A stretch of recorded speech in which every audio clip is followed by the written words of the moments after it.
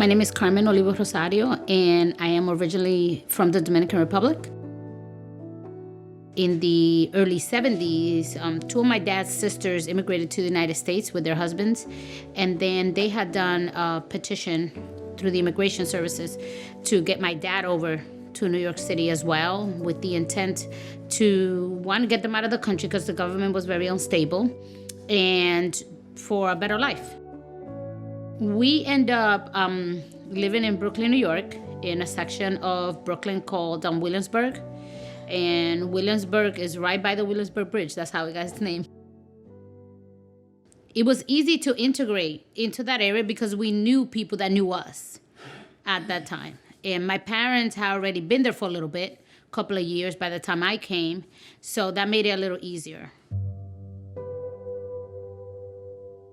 So the day of 9/11 was just a regular, normal day for me. I got up in the morning, we were going to work, and I decided to take a ride with my husband to Jersey City, kind of cut my commute that way, and we were going to spend a little time in the car. I hear on one of the radios from one of the conductors that a 747 or something or close to that hit one of the towers, and I'm like, wait a minute, but that's not normal. Like, those are not regular planes. Finally, I got into the city around 8:40, maybe 8:40 something. And I was on the corner of 5th and Broadway, right there by Lord & Taylor's. And I looked down the Canyon of Champions where the Yankees always get their parade on Broadway. And I looked down and all I see is a ball of fire. So when I arrived there and I took a moment to stop and look down, I actually saw the tower fall, the first tower, and the ball of fire and all the dust and all the smoke. And from there, I literally ran to Madison and 39, which is where my office was. So in 2003, when I finally graduated, it was like a big load off my shoulders. Like, now I can do whatever I want. I can go anywhere now. But then that August again, the city, actually not just the city, the whole northeast of the United States went through a scenario where the whole grid, there was an issue with the grid and the whole eastern side of the United States lost power. I was in the city when that happened. And when I got home, that was really sad because they were all sitting outside. You know, it's the middle of August, so it's hot. And they were all sitting on the doorstep, waiting to see if I was ever going to come home.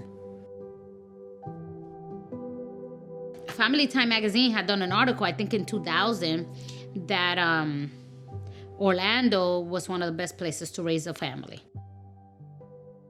We came on vacation to Miami to take a cruise, and we visited my uncles and everybody to show them the kids. And he said, you know, you guys always saying you're going to move, and you never move. I think it's a great time for you to move. And after that, I said to Alex, you know what? When we get back, why don't we put the house up for sale?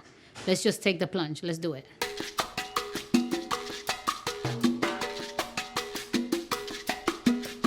The Dominican Republic is a small country, but it's small, but it is very diverse. We have influences from everywhere. So we're very creative people, and it shows in the things we produce. Our Independence Day is February 27th, so we also are aware of that. And we do special dishes that, you know, keep us grounding and give you that feeling of being back home.